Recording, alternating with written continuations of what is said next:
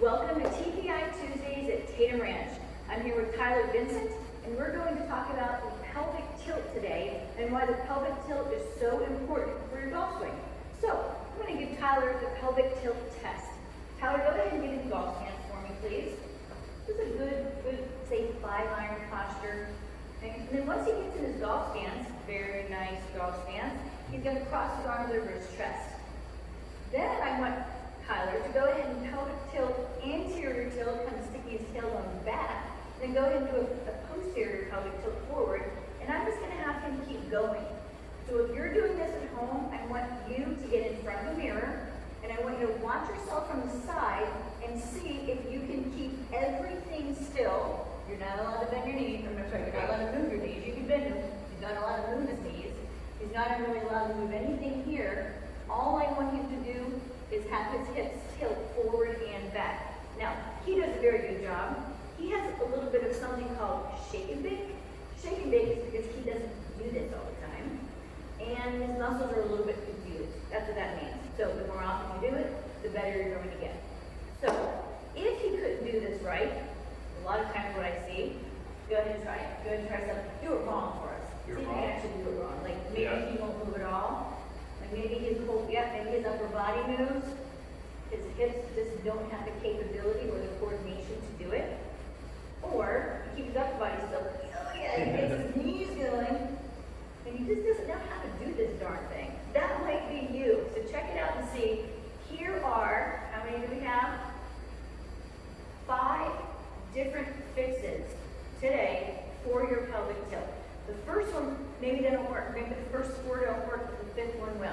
That's where I'm giving you 5 different ones. The first one's called cats and dogs. So Tyler's going to get on the floor. He's going to get on all fours. And if you have a mirror, you can watch yourself do this as well. He's going to have a very nice flat back. I call this a neutral spine. Okay. From a neutral spine, I'm going to have him do his posterior tilt forward into a cat stretch, and he's going to drop his chin as well. Even though we don't really care too much about this for the pelvic tilt test, it might help a lot to get a little bit of more movement and mobility in your thoracic spine as well.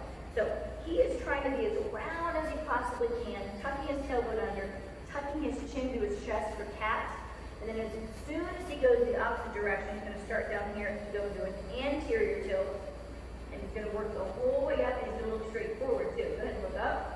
And he's going to try to get into like a trough right here. We call this a dog. Some people call it a cow. Whatever. Dog or cow or whatever you want to call it. So this is the opposite of the cat stretch. He's going to feel these muscles really working. He does a good job here. Now go back into your cat. You guys can do this at home too while we're doing it. And then go back into your dog. He has no problem with that. I don't see any shake and bake going on at all. Try it a couple more times. I love how he doesn't have his shoulders wrapped around his neck. He's really trying to get as much range of motion and mobility through each vertebrae of his spine. Good job. Okay, let's say that doesn't work, and I see people that still don't quite get it. I'm going to have him turn on his back. I call this supine position. So he's lying on his back, his knees are bent, his hand, you can pick your hands up to the side so they can see.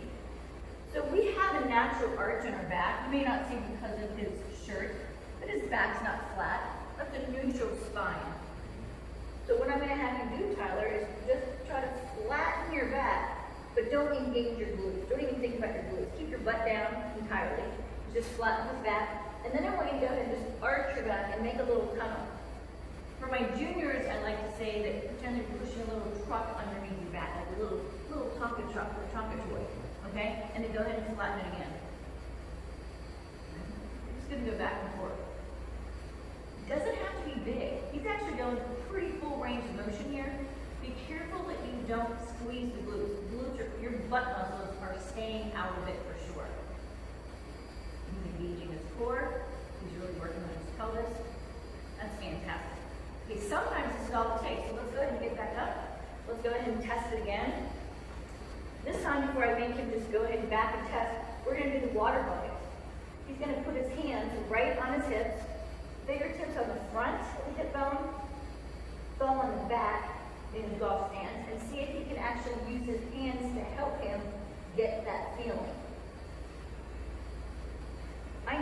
may seem a little bit silly, you guys, but this is actually the number one, test that will help you get more power in your swing and prevent injury. Okay, he's not shaking, so he's already fixed, really, but it's usually not this easy. So we're going to try just 2 more moves. So he's going to get back down on his hands and knees. This is called bird dog. Sometimes you have too much of an anterior tilt. Show me your anterior tilt. And you walk around like that. That's called a sway back or an S posture. Sometimes you walk around with a posterior tilt. And you just walk like that. Okay, and that's a C curve. And that goes the whole way down to your tailbone. So show me your neutral. And this is a feat in itself, actually. So I'm going to have Tyler go ahead and bring his right leg back behind him and reach it toward that bike behind him.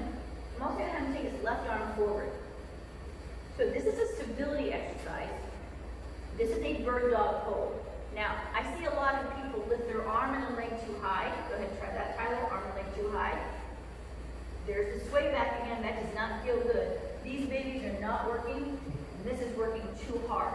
So he's going to try to get back into neutral, where everything seems to be a little bit more like flaccid right here. He's going to point this toe back, going to reach that arm there, and that is fantastic. Okay? So lift back up again into anterior tilt. You can even lift your head up if you want to. Okay? Now go ahead and do your tuck and bring your left elbow into your right knee. And there's this posterior tilt.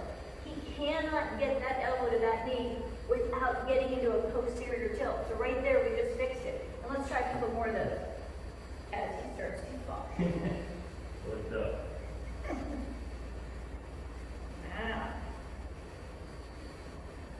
Excellent. And switch sides. Go ahead and start on the other side. So this is actually a rehabilitative exercise. People are prescribed this for a lot of different reasons. I like to call it prehabilitative, where if you do this before you're injured, you won't get injured. So it's a prehab exercise called bird dog. Now, this is fantastic. He's going posterior tilt and touching. I don't mind if you bring it up a little higher to anterior tilt each time. Yep. Or if you keep it very still. So then we're working on stability. Good job. That's excellent. Okay, so there's your homework. That was number 1 of this whole next series for TPI Tuesdays at Tatum Ranch with Tyler. Say that 5 times fast. Okay, we'll see you next Tuesday for the next test.